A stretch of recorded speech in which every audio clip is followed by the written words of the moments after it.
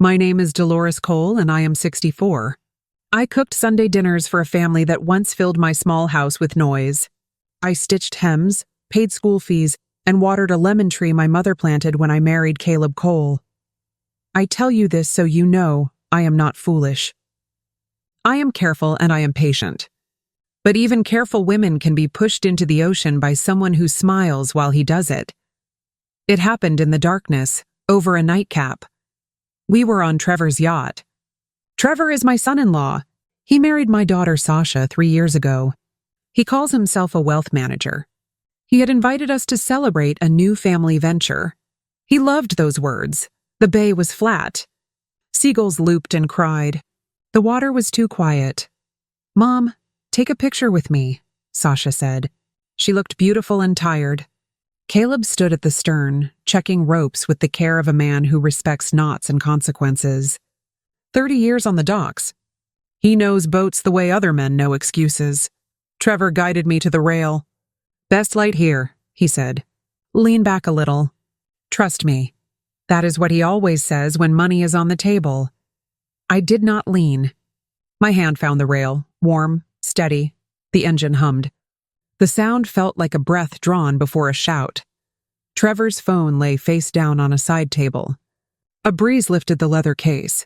A tiny red light winked. Then he touched my elbow. Not steadying, testing. "Caleb?" I called, still smiling for Sasha's camera. "Come stand with me." "Just a second," he said, coiling a rope, neat and slow. Trevor leaned close. Mint on his breath. "Some people hold on to things they can't afford," he whispered. "Land, shares, old ideas." "What are you talking about?" I asked. He smiled the small smile you give a match before you strike it. His hand moved. The sky flipped. The world turned blue and heavy and cold. Water punched the breath from my lungs. I sank.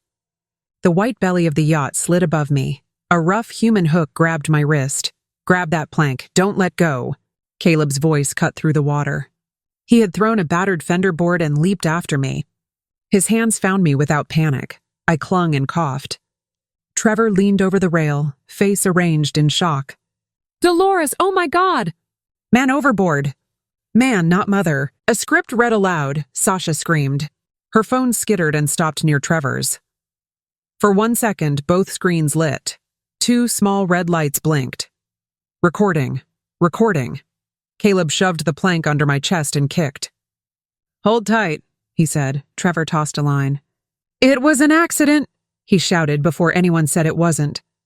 We reached the swim platform. Sasha knelt, crying. Trevor clapped me on the back too hard. "We need to call someone." I shivered. The yacht drifted.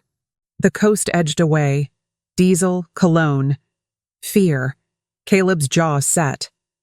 He looked at the rail, the rope, then me, counting small truths into one large one. A siren wailed. Trevor gave coordinates and sprinkled in freak wave and slippery deck. Sunlight flashed on the side table. I saw both phones again, still awake, still blinking. 2 witnesses with glass faces. I took Caleb's hand. In the quiet, I heard what he says without sound when danger stands close. I saw. I know. I will not let go. I let the salt dry on my lips and made a promise. If Trevor chose to throw me away today, then today I would learn exactly why. And when I learned it, I would not bring noise. I would bring proof. The harbor drew nearer. The siren grew louder. The red light on Trevor's phone blinked once more and went dark, but the truth had already climbed aboard. Before we go on, tell me where you're listening from, and don't forget to subscribe for more stories coming soon. It started with an invitation that, at the time, I thought was a peace offering. Trevor had sent us a sleek, gold-embossed envelope with the words, "Family celebration aboard the Celestine." The yacht's name alone reeked of arrogance and money. It was his pride, his palace on water, and every time he mentioned it, he made sure we all knew how expensive it was. "Mom, it'll be fun," Sasha insisted over the phone. "Trevor says it's a celebration for the family, a way to thank you and Dad for helping us with the business loan." Helping. That word burned a little. Trevor hadn't asked for help. He had demanded it. When Sasha begged us to invest part of our retirement into Trevor's so-called investment startup, a low-risk, high-yield venture, Caleb and I had reluctantly agreed. We loved our daughter. We wanted to support her new life. But the investment had drained almost half of our life savings, and in return, all we had seen were promises and paper losses. Still, the invitation was hard to refuse. Trevor had been oddly distant lately, and Sasha more anxious than usual. A yacht gathering felt deliberate, like a performance staged for an audience of two. "You think it's just a party?"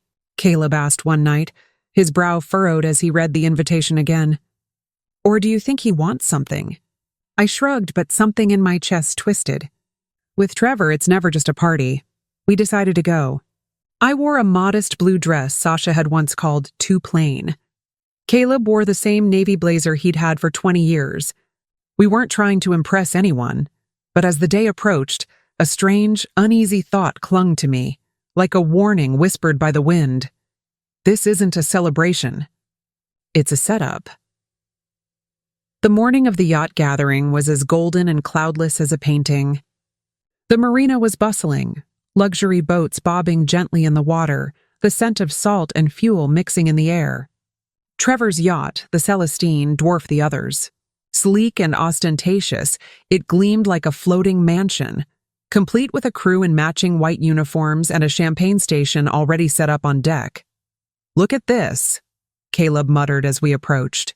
"How much do you think he paid for all this?" "More than he's ever paid back to us," I murmured under my breath.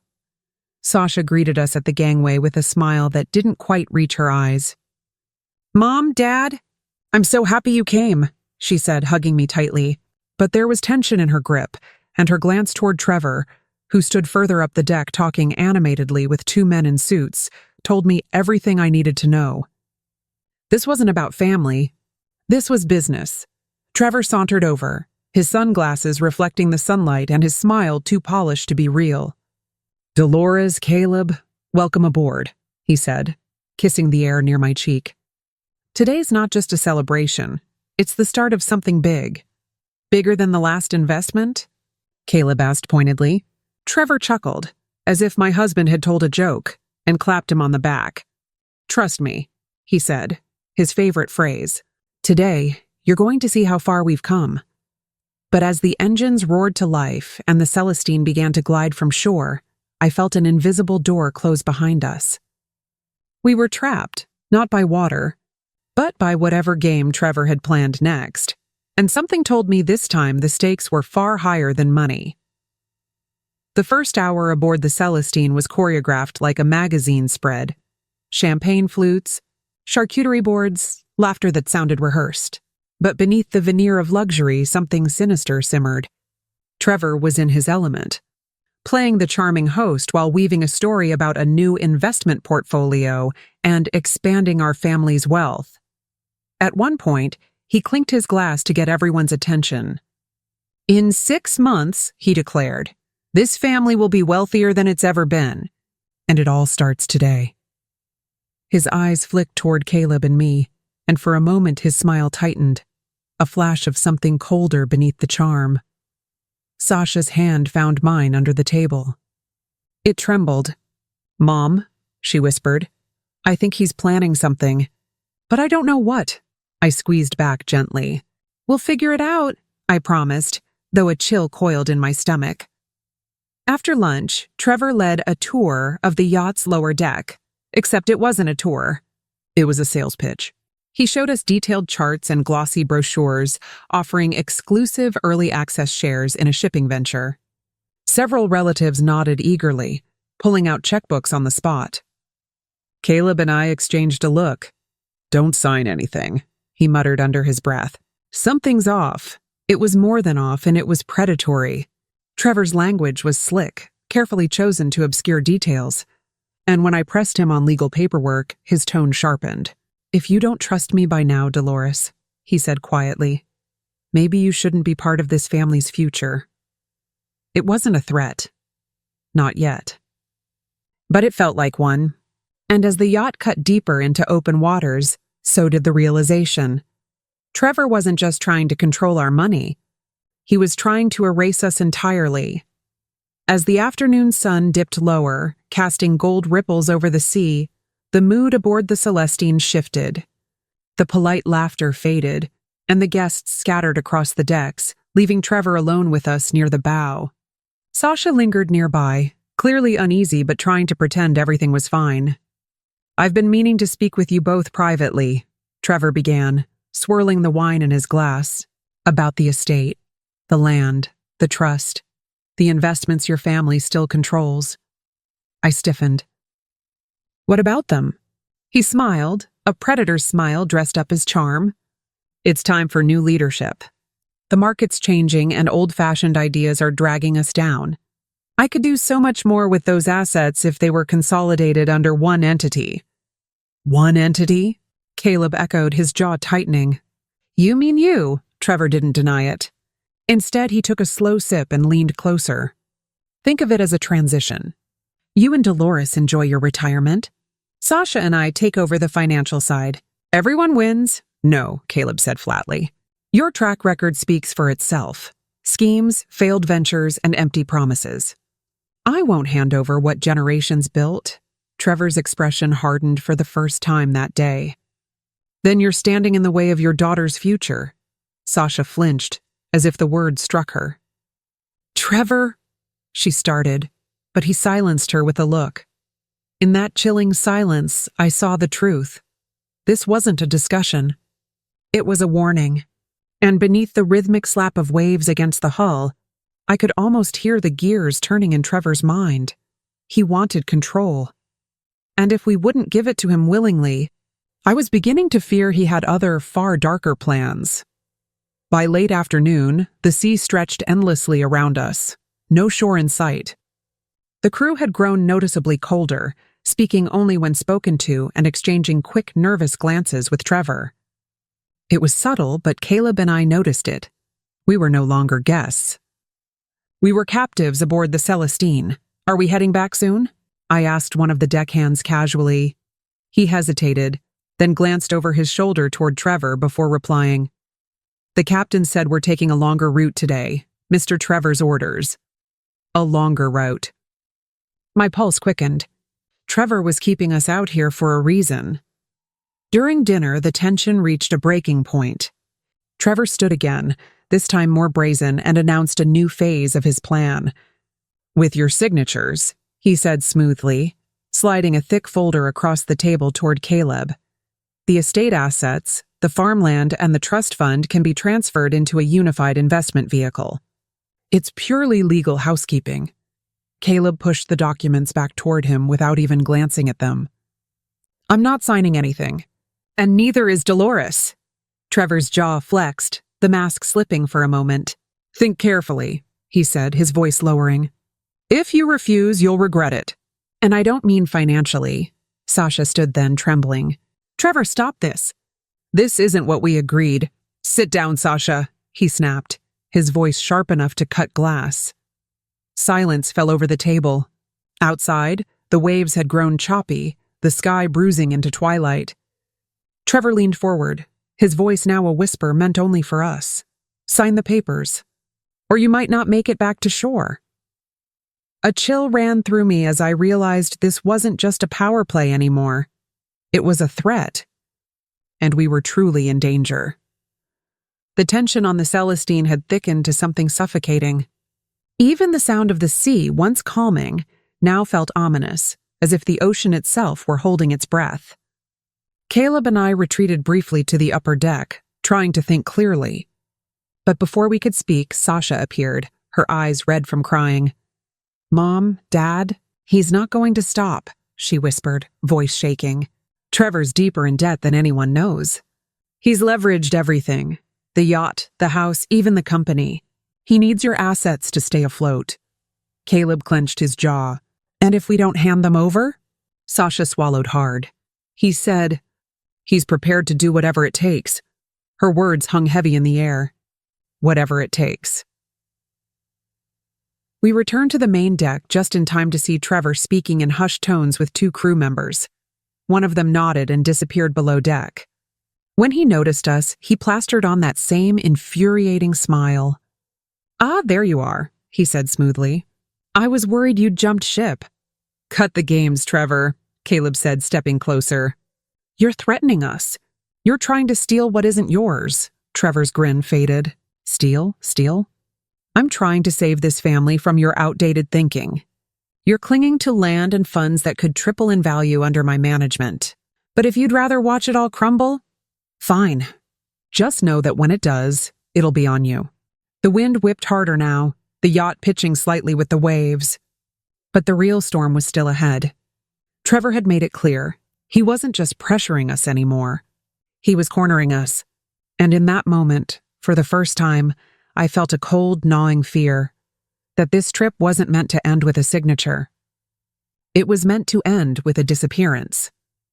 Darkness had settled over the water when Trevor suggested a nightcap on the observation deck.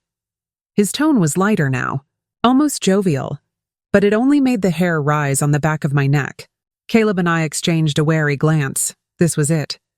Whatever Trevor was planning, it was coming soon. We followed him up to the deck, Sasha trailing behind with silent dread. The sea was restless beneath us, waves slapping against the hull, and the wind had sharpened into a cold bite. Trevor poured drinks from a crystal decanter, handing us each a glass. "I didn't touch mine. To family," he said, raising his glass. "To the future." Caleb set his untouched drink on the railing. "Enough with the theatrics, Trevor. We're not signing anything, and we're done with this conversation." The smile slipped. "Then you leave me no choice," he said softly. What happened next was a blur, a sudden shove, a flash of movement. Caleb stumbled forward, barely catching himself on the railing. My glass shattered as Trevor lunged again, this time with more force. "Trevor!" Sasha screamed. "Stop!" But it was too late. I felt cold metal dig into my ribs as my balance tipped. The ocean roared beneath me, and then we were falling. The impact was brutal, icy water swallowing me whole. Disoriented and gasping, I surfaced just in time to hear Trevor's voice from above. "Accidents happen at sea."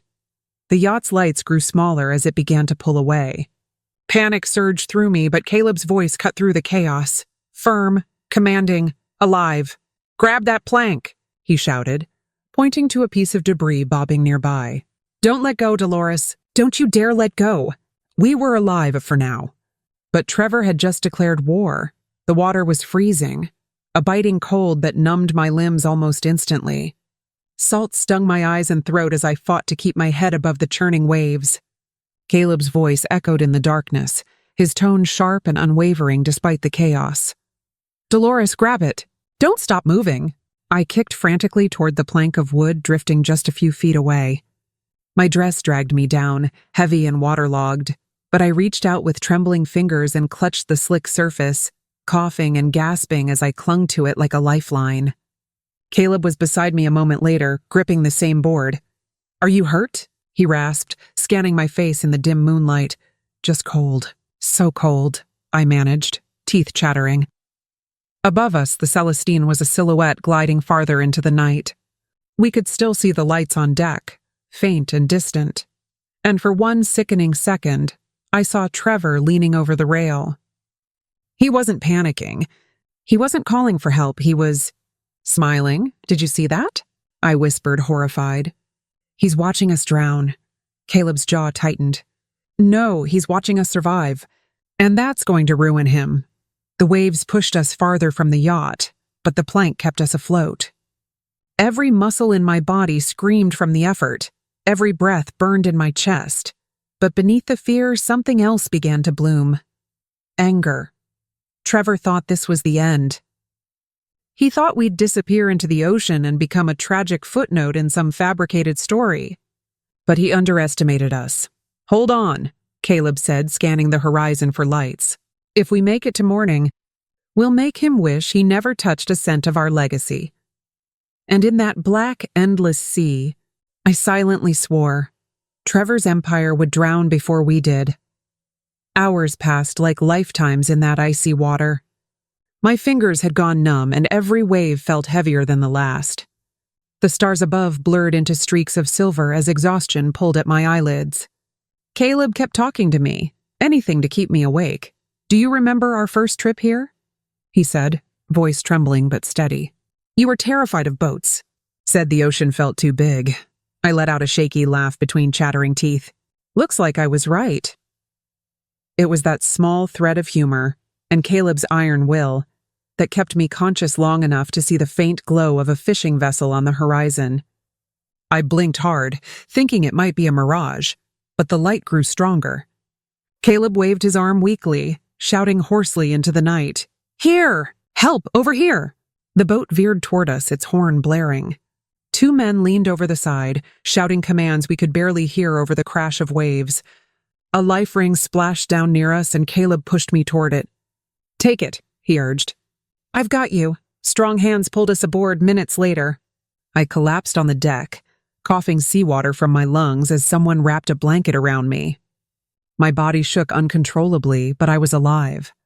We were alive. Did your boat sink? One fisherman asked. I met Caleb's eyes, and in that look, we silently agreed. This wasn't over. Something like that, he said flatly. But it wasn't an accident.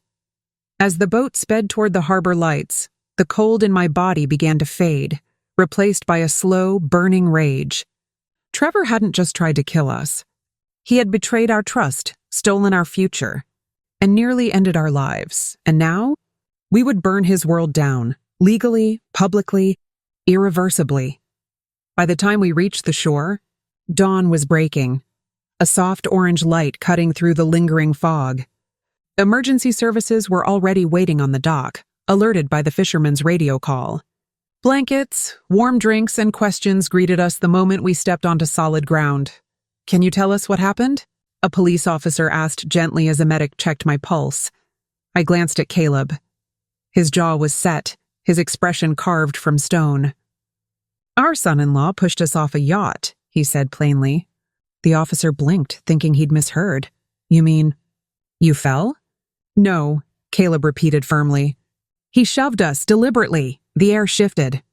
2 more officers joined the conversation, their notepads ready. I described the evening, the argument about the family trust, Trevor's increasingly erratic behavior, the way his eyes hardened just before the push. Every word felt surreal as it left my mouth, but it was all true. Do you want to file a formal statement? The officer asked. Yes, I said without hesitation. And I want an investigation opened immediately. The officer nodded, but I could see the skepticism in his eyes. Wealthy men like Trevor knew how to make evidence disappear. They had lawyers, PR teams, and influence. But we had something too. The truth. And our survival. At the hospital, as they checked us for hypothermia, Caleb squeezed my hand. We're going to war, he murmured. No one tries to kill us and walks away from it. I nodded, my mind already racing ahead. We needed witnesses, proof, and a trail, and I knew Trevor had left one. He was too arrogant, too reckless not to. This wasn't just a case of attempted murder. It was the beginning of a reckoning, one that would tear his carefully crafted life apart piece by piece. 2 days after the incident, we were still replaying it over and over in our minds. The shove, the splash, the icy water closing over our heads. The police had taken our statements, but Trevor was still free, living his life as if nothing had happened. That alone made my blood boil. He's probably already called his lawyer, Caleb said, pacing our living room. He'll claim it was an accident or worse, that we slipped. He's underestimating us, I replied, opening a folder I had been compiling since the morning after the yacht incident. And we're not going to make the same mistake we did before, trusting him. Inside were copies of emails, financial records, and documents Trevor had once bragged about showing me, evidence of business dealings and asset transfers. At the time, I hadn't paid much attention. Now they were ammunition. We'll start with the police, I said. Then we go higher. A civil suit, a criminal complaint, and a petition to freeze all assets until this is resolved. Caleb looked skeptical. They'll say it's just our word against his. Then we'll get proof, I countered. I'm hiring a private investigator. If there's even one witness from that night, a crew member, a dock worker, anyone, we'll find them. We spent the next 48 hours building a legal war chest. Our lawyer, Ms. Keating, was blunt but reassuring. "Attempted murder is serious," she said, flipping through the file. "But if we can tie this to a financial motive, inheritance, trust funds, life insurance, it becomes intentional. That's the difference between assault and premeditation. And we had plenty of motive. Trevor stood to gain millions if we were gone. Now, we just needed to prove that he hadn't pushed us in anger. He had done it to get rich, and that would be his undoing." Within a week of filing the initial complaint, Trevor's mask of composure began to slip. On the surface, he continued his usual routine, attending board meetings, posting vacation photos with my daughter, smiling for charity galas. But beneath that polished image, pressure was building. And we were about to make it unbearable. Our lawyer, Ms. Keating, filed motions to subpoena his financial records and communications from the weeks leading up to the yacht incident. She explained that if we could prove he stood to gain financially from our deaths, the case would escalate from attempted assault to premeditated attempted murder, a far more severe charge. 2 days later, we received our first major breakthrough, a bank transfer. Trevor had quietly increased a life insurance policy tied to Caleb's name, tripling the payout, just 2 months before the incident. Worse, he had listed himself as the secondary beneficiary on behalf of the family trust. "Secondary beneficiary?" Caleb said, scanning the document. "We never approved this." "No," I replied. "Because he forged the consent." The revelation sent a chill down my spine. This wasn't just about greed, it was premeditated financial murder. Trevor had planned for Caleb to accidentally die, and he'd walk away with millions. Meanwhile, the investigator we'd hired tracked down a former yacht steward who had abruptly quit the day after the incident. When we met her in a quiet cafe, her voice shook as she recounted what she'd seen. "I heard him," she whispered. "Mr. Trevor," he said, "tonight ends everything. Once they're gone, the trust is mine." It was the confirmation we needed, proof that the push wasn't an impulsive act. It was part of a calculated plan. And now, the man who thought he'd gotten away with everything was about to face a storm far bigger than the ocean he tried to drown us in. Just as we were preparing our next legal move, our investigator, Mr. Frank, called with something that sent a shiver through my spine. "You need to come to my office," he said. "There's more to Trevor than you think." When we arrived, Frank had already laid out a file thicker than I expected. On the top was a mugshot, younger, thinner, but unmistakably Trevor. "This," Frank explained, "is from 12 years ago. He was arrested for wire fraud and embezzlement in Nevada under a different name, Trevor Reedson." I stared at the photo in disbelief. "Wire fraud?" "He told us he built his business from the ground up." "He did," Frank said with a smirk. "He built it out of stolen money." The file detailed a shocking history, an investment scam targeting elderly clients, a plea bargain that spared him from prison, and a name change filed just months before he met our daughter. He had reinvented himself entirely. A new identity, a new city, a new life. Caleb's hands clenched into fists as he read. He used our family to launder his past, and marrying Sasha was part of the plan. The deeper we dug, the more damning it became. Trevor had funneled money from shell companies into the same trust he was trying to control. He'd taken out multiple life insurance policies, not just on Caleb, but also on me, and even on Sasha herself. The pattern was undeniable. He was building a financial empire on a foundation of potential tragedies. Ms. Keating's eyes burned with determination when we handed her the evidence. "This isn't just an attempted murder case anymore," she said. "It's fraud, identity theft, money laundering, possibly even conspiracy. Once this hits court, his entire world collapses." And for the first time since that night on the yacht, I felt something powerful rising inside me. Not just anger or fear, but the certainty that justice was no longer a dream. It was inevitable. We knew Trevor would fight back, but we didn't expect him to strike so soon, or so viciously.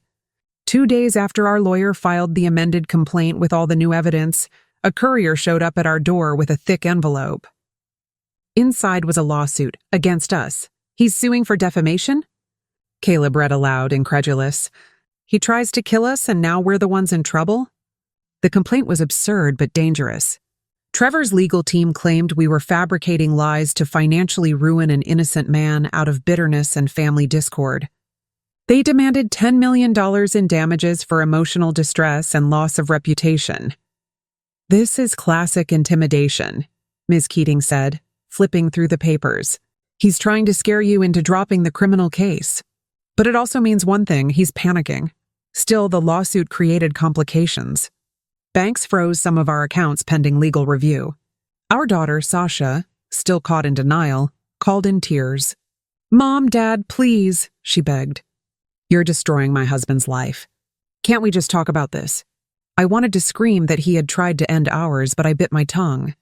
"Sweetheart," I said gently, "we're doing this to protect you too. Trevor isn't who you think he is." But the most chilling development came that night. An unmarked envelope arrived in our mailbox. Inside was a single photograph, a shot of our home taken from across the street. On the back, written in red ink, "Drop the case, or the next fall won't be into water." I stared at the message, heart pounding. Trevor was losing control, and becoming desperate. But instead of scaring us into silence, it only steeled our resolve. "This means we're close," Caleb whispered, gripping my hand. "He's terrified, and that means he's about to make a mistake. And when he did, we would be ready to end this once and for all." The threat shook me, but it didn't stop us. It fueled us. We contacted the police immediately, and within hours, a patrol unit was stationed outside our home. Detective Ramos, the lead investigator on our case, studied the photograph carefully. "This is escalation," he said grimly. "It suggests your suspect knows he's cornered. We'll increase surveillance and get a warrant to trace any threats linked to Trevor." Meanwhile, Ms. Keating filed a counter motion to dismiss Trevor's defamation suit on the grounds of retaliatory litigation. "This is a textbook slap case," she told the judge. "He's attempting to silence 2 victims of attempted homicide and ongoing financial fraud." The judge agreed to an expedited hearing, a small but significant win. But Trevor wasn't done playing dirty. A week later, a suspicious article appeared online, painting us as vengeful in-laws targeting an innovative entrepreneur. Anonymous sources, clearly Trevor's associates, claimed we were attempting a hostile takeover of his business empire. Social media picked up the story, and within hours, hate messages flooded our inboxes. "It's all smoke and mirrors," Caleb reminded me, but I could see the toll it was taking. Our reputations were being shredded in public while the man who nearly killed us continued hosting lavish events and pretending to be a victim. Then, an unexpected ally stepped forward, the former yacht steward we'd met earlier. She contacted a journalist at a major news outlet and agreed to go on record with her testimony. Within 48 hours, a feature story broke nationwide. "Wealthy heir under investigation for attempted murder and fraud. Victims speak out." The tide shifted overnight. Public opinion swung in our favor. Investors began pulling out of Trevor's company. And, most importantly, the authorities now had the public pressure they needed to accelerate the investigation. The game had changed. And, for the first time, Trevor was on the defensive. The morning after the expose aired, the phone calls started. Reporters, investigators, even former associates of Trevor's reached out with new information. But the most important call came from Ms. Keating. "They're freezing his assets," she said, unable to hide the satisfaction in her voice. "A federal judge just approved a preliminary injunction. All personal accounts, business holdings, and offshore transfers linked to Trevor or his companies are now under investigation. For someone like Trevor, whose empire was built on perception and liquidity, it was a death blow. His company's stock plummeted 47% in a single day. Major investors withdrew. Several board members resigned, citing ethical concerns. What had once been a towering symbol of success was now crumbling, under the weight of truth. But the real fireworks came when forensic accountants, working with law enforcement, traced nearly $18 million in suspicious Transfers through shell companies in Belize and Cyprus. Some of those funds matched the money lost from the family trust. Others were linked to prior scams Trevor had orchestrated under his old alias. This is no longer just attempted murder, Detective Ramos told us during a strategy meeting. We're looking at racketeering, international wire fraud, money laundering, and conspiracy charges. It's likely the FBI will step in. The most satisfying part, though, was watching Trevor's arrogance dissolve. Gone were the smug public appearances and confident interviews. Now, he was hiding behind his lawyers, issuing vague statements about baseless allegations and family misunderstandings.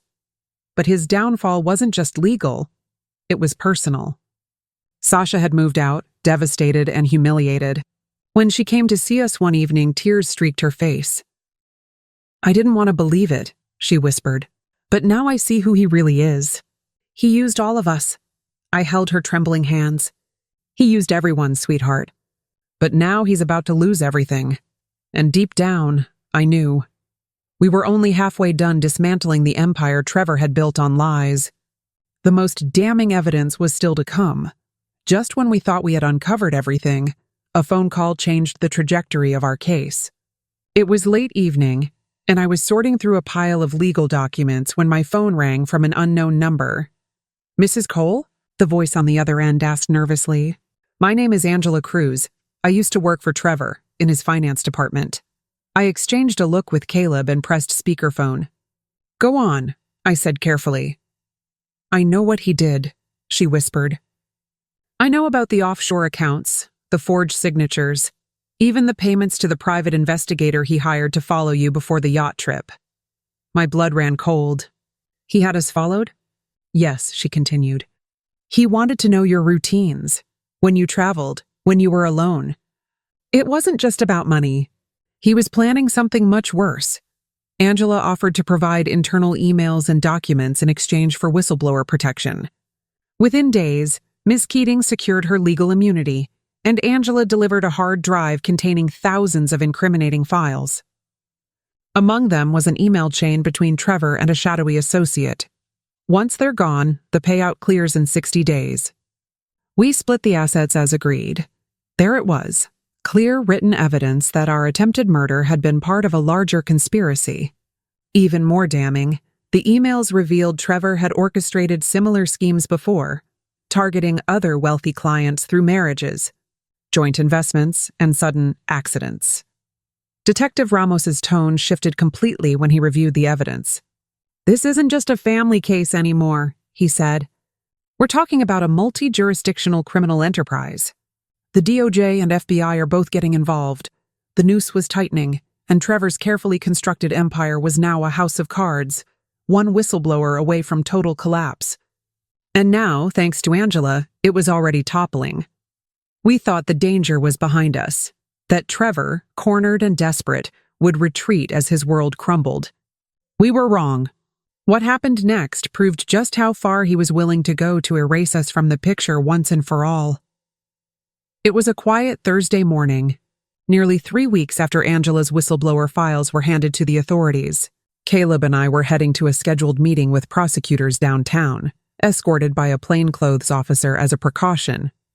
As we crossed the underground parking garage to our car, a delivery van screeched around the corner, accelerating straight toward us. "Move!" the officer shouted, shoving me out of the way just as the van swerved, narrowly missing us by inches before speeding off into the exit ramp.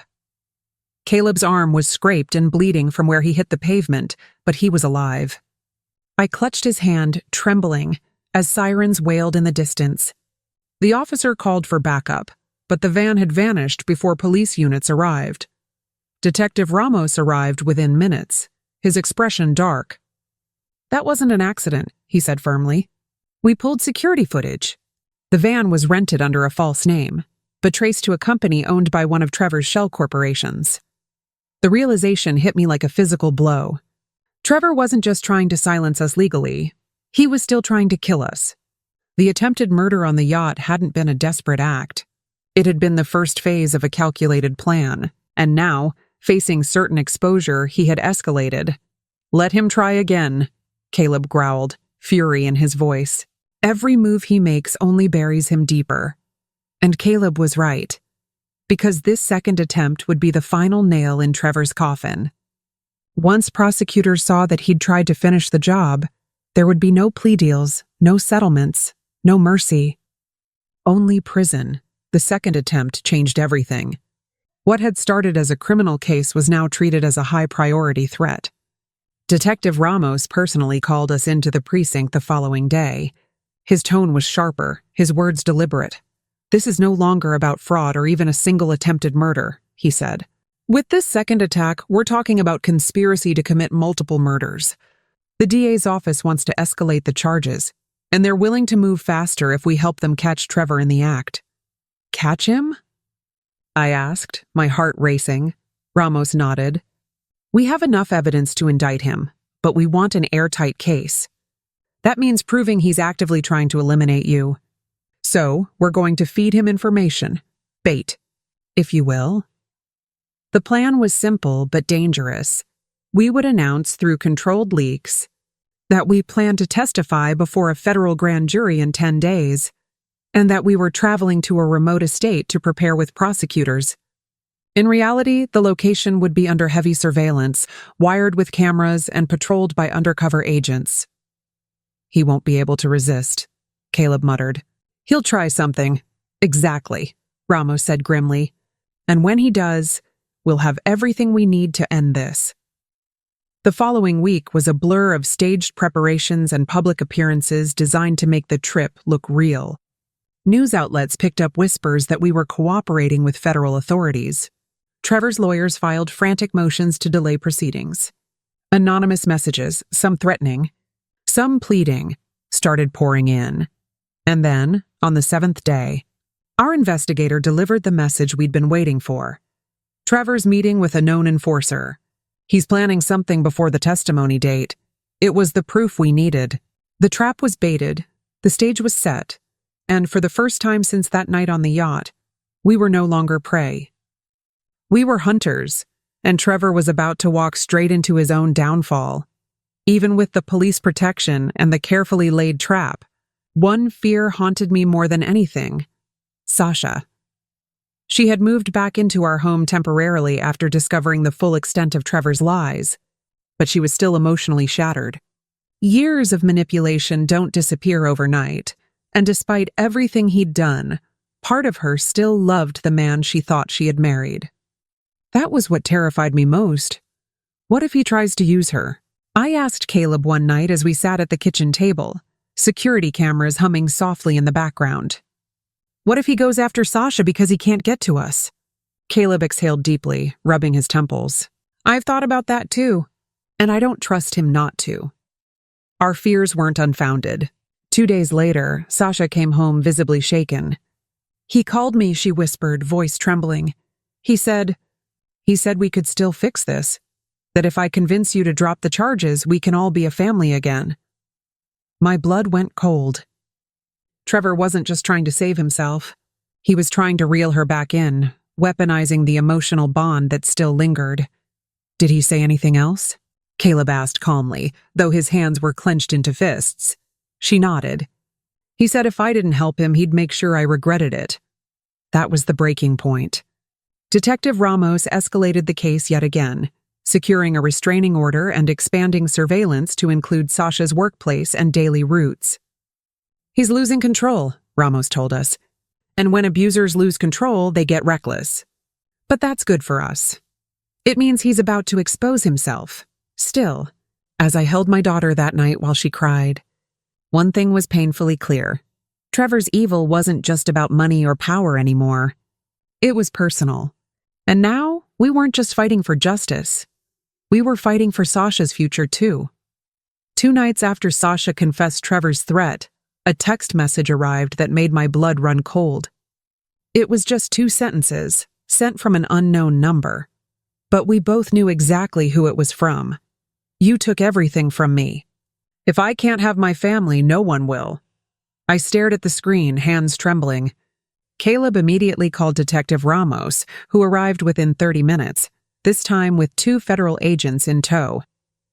"This isn't just harassment anymore," Ramos said firmly. That's a direct threat of violence. We're activating full witness protection protocols. Federal marshals moved quickly, installing additional cameras, stationing 2 vehicles outside our home 24/7, and assigning plainclothes agents to shadow Sasha whenever she left the house. But the message had done more than just escalate security. It had pierced something deep inside me. "This isn't about the case anymore," I said quietly that night, as Caleb and I sat awake in the living room, the weight of sleepless nights pressing on us. "This man wants to destroy us, every part of our lives. He's not going to stop until someone stops him." Caleb nodded slowly. "Then we'll make sure he's never free to hurt anyone again." The next day, we met with the prosecution team to finalize the trap. They'd traced a suspicious payment Trevor had made to a known fixer, and they believed he'd hired someone to attack us before the testimony date. Instead of stopping him, they decided to let the plan move forward, under surveillance. "It's dangerous," Ramos warned. "But if we catch him orchestrating this, we'll have ironclad evidence of premeditation." The idea of being bait was terrifying. But when I looked at Sasha, frightened, exhausted, but still standing, I knew we had no choice. Trevor had already tried to kill us twice. This time we would let him try again. And it would be the last mistake he ever made. The trap was set. Federal agents had wired the safe house with hidden cameras, microphones, and motion sensors. Sasha had agreed to stay with a relative out of state until the operation was over. A decision that broke my heart, but gave us a sliver of peace. Still, I couldn't sleep. My body knew what my mind didn't want to admit. Trevor wasn't done. He would make another move. It happened on the 9th night, earlier than the agents expected. Just past midnight, the house was quiet except for the soft hum of security equipment. Caleb and I were pretending to sleep when the motion sensors triggered an alert. Red lights flashed silently across the monitor. "They're here," whispered Agent Brown, watching the cameras from a nearby surveillance van. 2 men, both masked. "They're cutting the power." Seconds later, darkness swallowed the house. I clutched Caleb's hand, heart pounding so hard I thought it would explode. Footsteps crept closer. One of the men spoke in a low voice, unaware that every word was being recorded. "Boss says no loose ends. Make it quick." "Boss, Trevor. He wasn't even trying to hide it anymore." The agents waited until the intruders breached the back door before storming in. Shouts filled the hallway. "FBI, drop your weapons!" The men bolted, but they didn't get far. One was tackled on the porch, the other cornered near the garage. When they were dragged away in handcuffs, one of them shouted desperately, "He paid us!" He said they had to disappear before the trial. The confession was recorded. It was over. Trevor's 3rd attempt to kill us had just sealed his fate. As the adrenaline faded, I collapsed against Caleb's shoulder, trembling with relief and rage. "He's not just going to jail," Caleb whispered fiercely. "He's going to rot there." And for the first time since that night on the yacht, I believed it. Trevor's time was running out, and justice was closing in.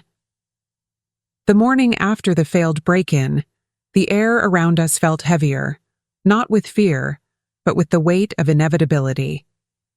The FBI now had everything they needed: 3 attempted murders, money laundering, fraudulent documents, conspiracy charges, and a direct link between Trevor and hired killers. The man who once strutted through life untouchable was finally caged by his own arrogance. But there was one last thing we needed: the final piece that would ensure there was no loophole. No last-minute plea deal, no chance of escape. And ironically, it came from someone we never expected: Trevor's own business partner, Mitchell Crane. Mitchell had been subpoenaed weeks earlier, but had refused to cooperate. Now, facing his own charges, he reached out through his attorney with an offer: immunity in exchange for full cooperation. We met him in a secure conference room at the U.S. Attorney's office. "You don't know the half of it," Mitchell began, nervously adjusting his tie. "Trevor's plan wasn't just about your trust or the life insurance. He was planning to liquidate everything, including your daughter's inheritance, and funnel it overseas. Then he was going to disappear." "Disappear?" Caleb asked, voice low and taut. New identity, new country, no extradition, Mitchell said. He already had the documents prepared. After you were gone, he'd fake his own death too. Let everyone believe the yacht accident claimed you and him. The room went still. The enormity of it hit us like a tidal wave. Trevor hadn't just been trying to kill us. He was building an elaborate escape plan for after our deaths. That statement, combined with the emails, bank records, and recorded confessions, was the nail in the coffin. The U.S. attorney smiled grimly as she closed the folder. This case is airtight now, she said. It's not a question of if he's convicted, it's a question of how many decades he'll serve. And with that, the balance of power shifted entirely. Trevor was no longer a threat. He was a man trapped by his own crimes, and there was no way out. 3 days later, the call we had been waiting for finally came. Detective Ramos's voice on the other end of the line was calm, but carried a weight that made me stand up without realizing it. It's official, he said. The U.S. attorney just signed off. A federal grand jury has returned a 27-count indictment against Trevor Westfield. Attempted murder, conspiracy, wire fraud, racketeering, money laundering, insurance fraud, and obstruction of justice. He's facing life. For a moment, I couldn't breathe. After months of terror, planning, and relentless pursuit, the nightmare was finally reaching its crescendo. Caleb gripped my shoulder, his voice a mix of anger and relief. He's going to pay for every single thing he's done. The FBI moved swiftly. Early the next morning, agents raided Trevor's penthouse and his corporate headquarters simultaneously. Cameras swarmed the scene as he was led out in handcuffs, his once perfect hair disheveled, his expensive suit wrinkled and damp with sweat. Gone was the arrogant grin, replaced by the blank stare of a man who had run out of lies. "Sasha," I whispered as the news played on the television. "Are you okay?" She nodded, but her eyes were wet. "I loved him once," she said softly. "And now I just feel disgusted." "Don't carry his sins," I told her gently. "He fooled everyone, but he'll never fool anyone again." Prosecutors held a press conference later that afternoon. "This is one of the most complex financial and criminal cases we've seen in over a decade," the U.S. attorney said. "The evidence shows a deliberate pattern of deception, violence, and greed, all to enrich himself at the expense of those closest to him. It was the moment we had dreamed of, the moment Trevor's empire of lies finally collapsed under the weight of the truth. But even as we celebrated the indictment, we knew the real reckoning was still to come, the trial. And in that courtroom, we would finally look the man who tried to destroy us in the eye and watch justice be served. The courthouse was buzzing with reporters the morning of the arraignment. Satellite vans lined the street, camera crews jostled for position, and journalists shouted questions as we stepped out of the black government SUV. "Do you believe he tried to kill you? Will you testify against your son-in-law? What do you hope the outcome will be?" I ignored them all. This wasn't about spectacle, it was about justice. Inside, the air was colder, heavier. Trevor sat at the defense table in an impeccably tailored suit, his expression a calculated mask of calm. But I could see the strain in the tightness of his jaw, the way his hands clenched and unclenched beneath the table. This wasn't the man who had sneered from the yacht or mocked us over business deals. This was a man who finally understood he might spend the rest of his life behind bars. The charges were read aloud, one by one, each more damning than the last. Attempted murder, conspiracy, wire fraud, money laundering, racketeering, insurance fraud, obstruction of justice, 27 counts in total. With every word, Trevor's empire crumbled a little further. "Mr. Westfield," the judge said, peering down over his glasses. "How do you plead?" "Not guilty," Trevor replied, his voice steady but hollow. A murmur rippled through the courtroom. It didn't surprise us. Arrogance had always been his strongest and weakest trait. But his plea only meant one thing: this would go to trial. And there, we would lay every secret bare. As we left the courthouse, Caleb slipped his arm around me. "This isn't over," he said quietly. "No," I whispered, watching the sea of cameras flash in front of us. "But this time, the fight is on our terms." And as we walked down those courthouse steps, I felt something I hadn't felt in months: certainty. Trevor's money, influence, and schemes had protected him for years. But now, the law was closing in, and there was nowhere left to run. The trial began 4 months later, and by then, the case had become a national spectacle. Every major news outlet carried live coverage. Headlines screamed phrases like "family betrayal and murder plot" and "millionaire son-in-law faces life sentence."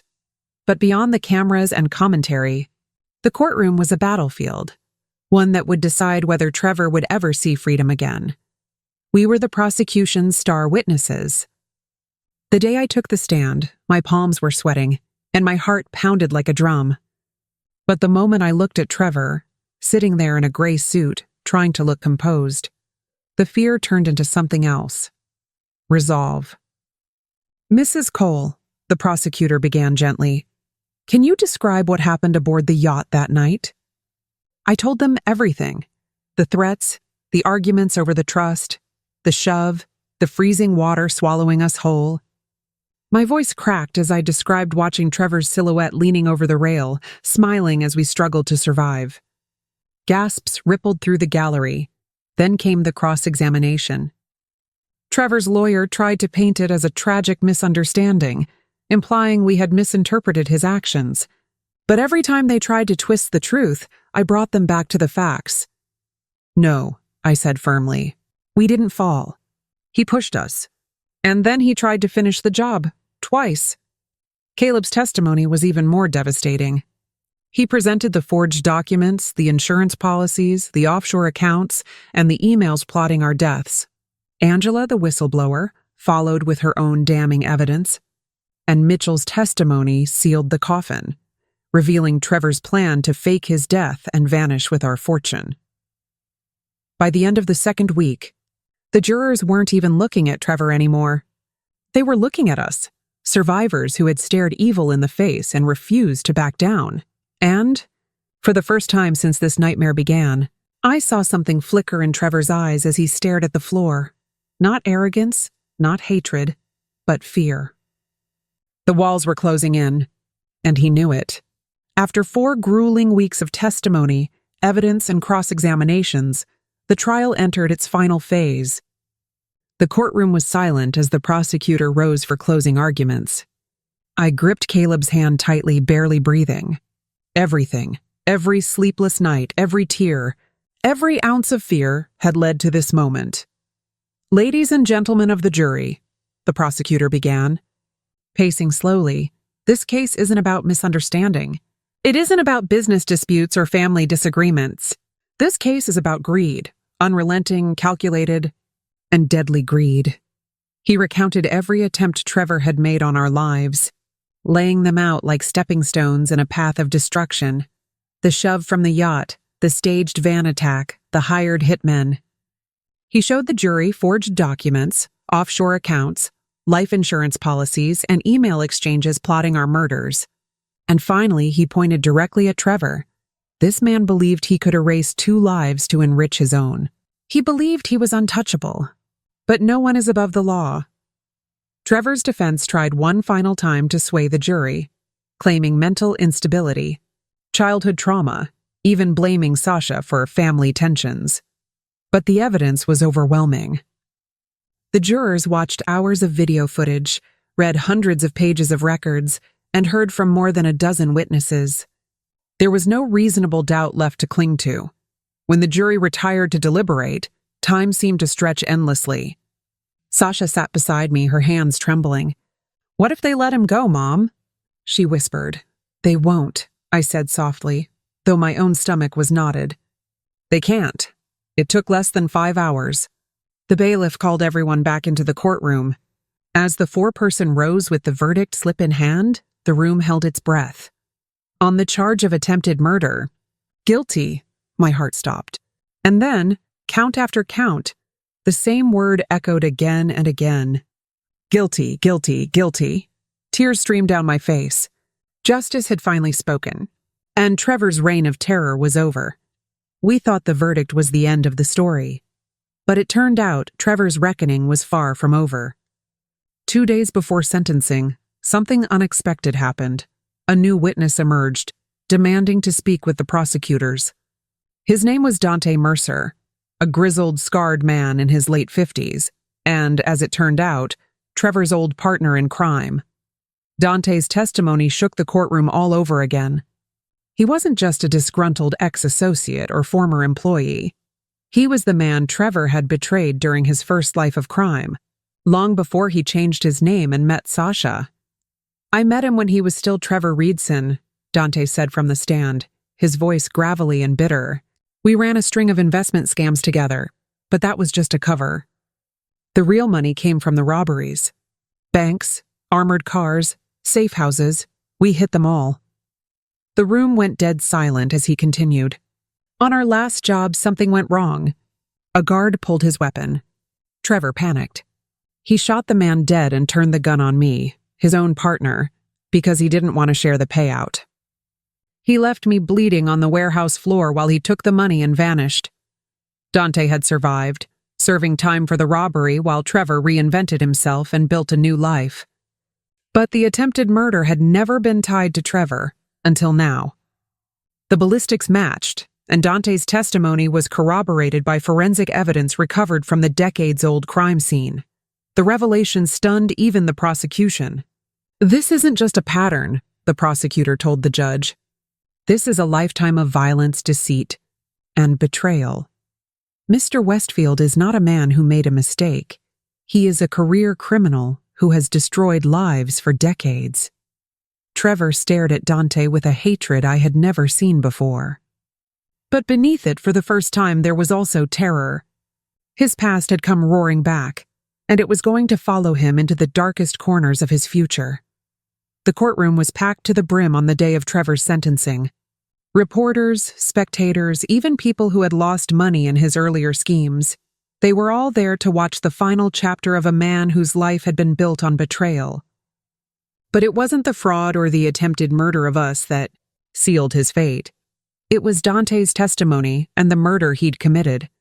Decades earlier that turned the tide completely. Judge Alden entered the courtroom with a face carved from stone. "Mr. Trevor Westfield," she began, her voice cold and deliberate. "Your crimes span decades. They include premeditated attempted murder, attempted insurance fraud, large-scale financial deception, and now, newly substantiated charges of homicide and attempted homicide stemming from your past criminal activities." Trevor tried to speak, but his lawyer placed a hand on his arm, silently urging him to stay quiet. The judge continued. "You have shown no remorse. You attempted to end the lives of those who trusted you most, not once, but twice. And even when confronted with the consequences of your actions, you sought to manipulate, silence, and destroy anyone who stood in your way. Then came the words we had prayed for since the day he pushed us into the sea. For these crimes, this court sentences you to 2 consecutive life sentences without the possibility of parole."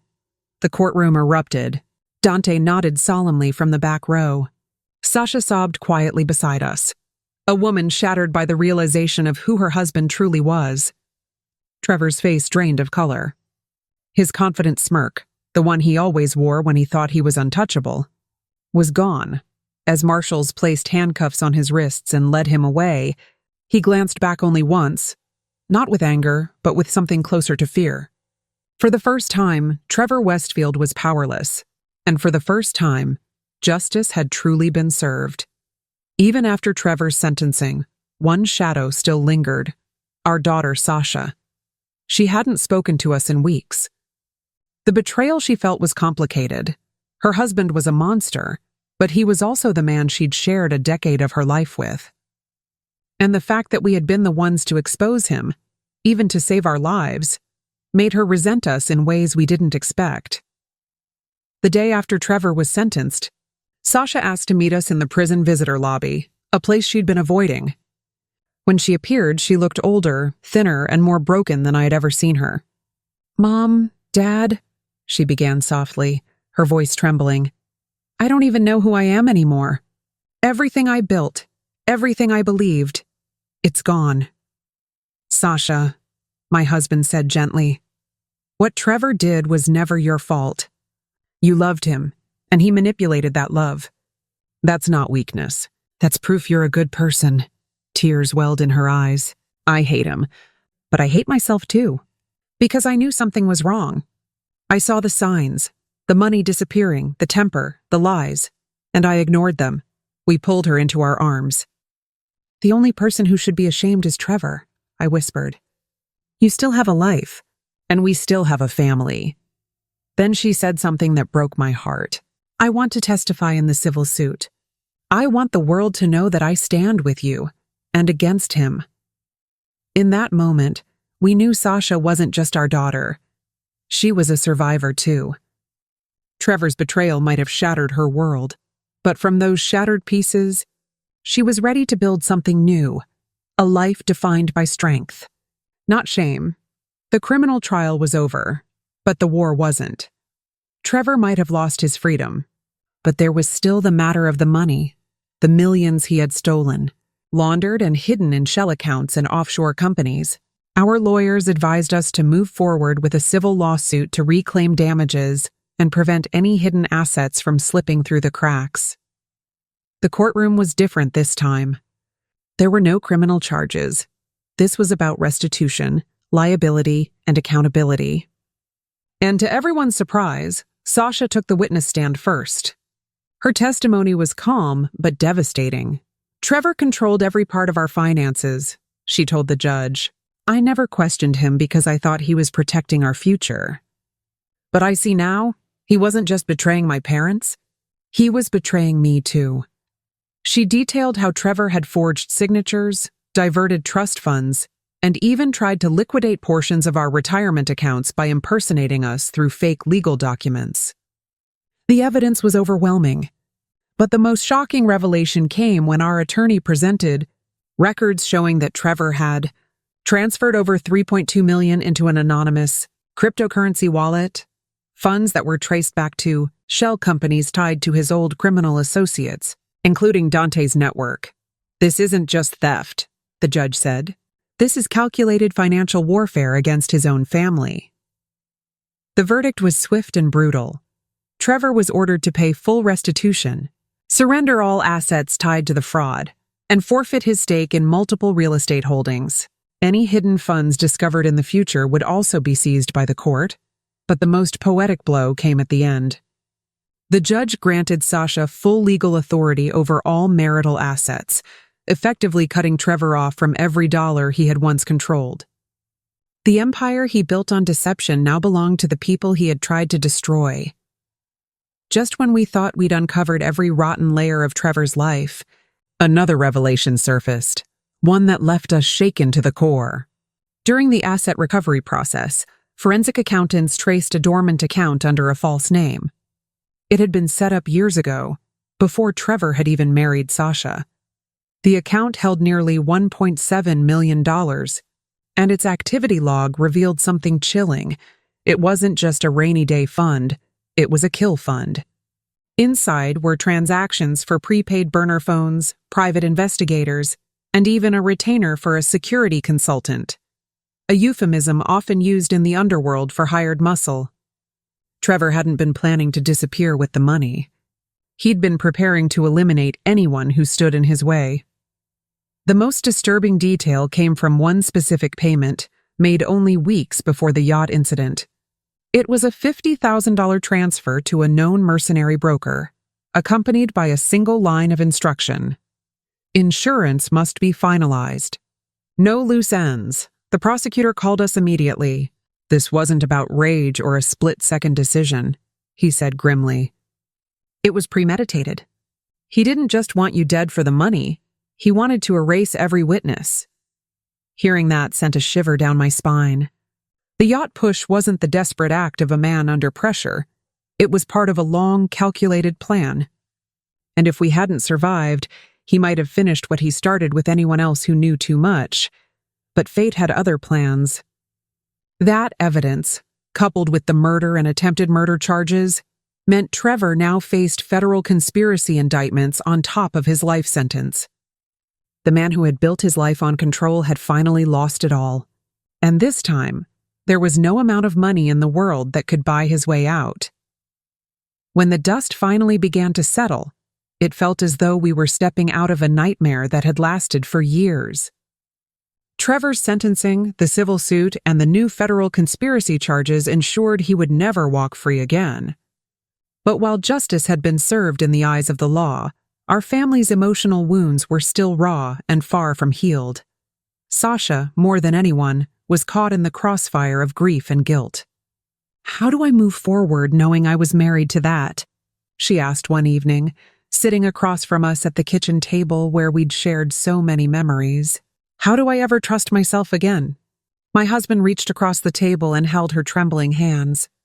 "You don't need to erase the past to build a future. You just need to learn from it and let it make you stronger."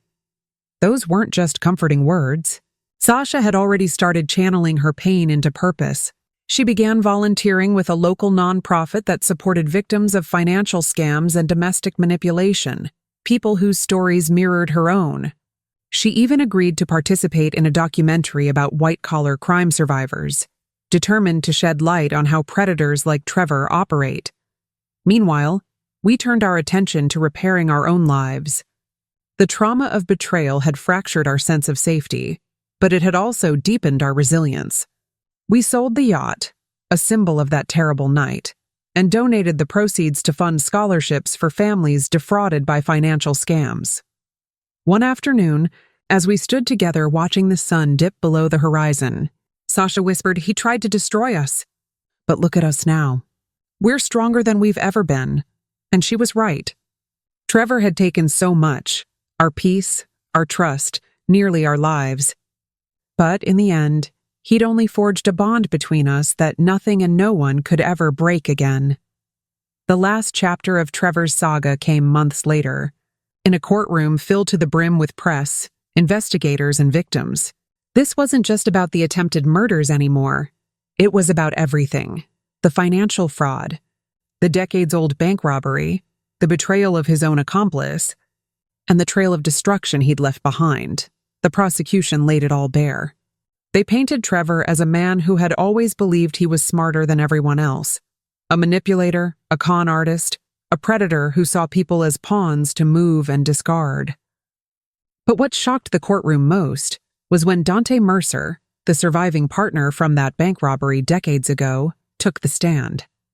The man Trevor had left for dead after stealing the money testified with chilling detail about the betrayal. "He shot me in the shoulder and left me bleeding in a warehouse," Dante said, his voice steady but full of rage. "I spent 18 years in prison while he built a new life. And even then, he couldn't stop. He just found new people to use, including his wife's family." Every word was a nail in Trevor's coffin. The defense crumbled under the weight of overwhelming evidence. The financial records, the wiretaps, the secret recordings, and testimony from dozens of victims. Even his own lawyer could no longer deny the pattern of greed and violence. When the verdict was finally read, the courtroom was silent. Trevor Westfield, guilty on 14 counts, including attempted murder, conspiracy to commit murder, financial fraud, and armed robbery. The sentence: life without the possibility of parole. As the bailiffs led him away in chains, Trevor glanced back at Sasha and us, not with remorse, but with the hollow stare of a man who had finally lost control. For the first time, we felt no fear. He was powerless now. Justice had spoken, and this time, it was final. The morning after Trevor's sentencing, the sun seemed brighter than it had in years. There was no more lurking dread, no court dates circled on calendars, no anonymous threats in the mail. For the first time, our home felt like a sanctuary again, not a fortress. Sasha moved back in with us temporarily, needing time to heal. The first few weeks were fragile. She woke up some nights screaming from nightmares, and other times she'd break down over the smallest things, a song on the radio, an empty chair at the dinner table. But slowly, the weight lifted. The laughter that had vanished from our home began to return, softly at first, then stronger, fuller. We focused on rebuilding not just our lives, but our legacy. My husband and I decided to use a portion of our restored assets to create a charitable trust, one dedicated to helping victims of financial crimes rebuild their lives. Sasha became its first director. She threw herself into the work, finding purpose in what had once been unbearable pain. And then, something unexpected happened. One afternoon, as we worked in the garden, Sasha turned to us and said, "I want to keep the Westfield name." My heart skipped a beat. "Are you sure?" I asked gently. "You don't owe that name anything," she smiled, not with bitterness but with strength. "I want to redefine it. I don't want Trevor's crimes to be the last chapter. I want the name to stand for resilience, not ruin." It was then I realized something profound. Trevor had taken so much from us: trust, money, peace. But he hadn't destroyed us. Instead, he had forged us into something unbreakable. The storm had passed, and from its wreckage we were building something beautiful, something lasting, something ours. 2 years passed before I fully grasped the magnitude of what we had survived. Life had shifted into a quieter, more intentional rhythm, one built not on fear or suspicion, but on gratitude, justice, and purpose. The headlines about Trevor's case had faded from the news, but the echoes of what happened still shaped how we lived every single day. Sasha had blossomed into someone new. She'd gone back to school to earn a BA degree in nonprofit management and turned the charitable trust into a national organization called Phoenix Rise, dedicated to helping families recover from financial crimes and violent betrayal. Survivors wrote letters thanking her for inspiring them to pursue justice. She became a frequent speaker at victim advocacy conferences, sharing her story not with shame, but with fierce pride. We, too, found new meaning. Every Sunday, my husband and I would walk along the pier, the same one where we had boarded that cursed yacht, and reflect on how close we'd come to losing everything. Those walks became our ritual, a symbol of survival. "He tried to sink us," my husband would say, squeezing my hand, "but we learned how to swim." One afternoon, as the sun painted the water gold, Sasha joined us. "Do you ever regret fighting back?" she asked. "Not for a second," I said. "If we had stayed silent, he would have done this to others. Now, his story ends behind bars, and ours continues." We watched the horizon in silence for a while, the waves gentle against the shore. In that moment, I realized that revenge had never been the true victory. Resilience was, we had turned betrayal into purpose, pain into progress. And though Trevor Westfield's name would forever be etched in infamy, ours would be remembered for something far more powerful: the unyielding strength of a family that refused to drown and rose stronger than ever. If you liked this story, please like, subscribe, and share it. If you have a unique story of your own, share it in the comments below. Thank you for listening.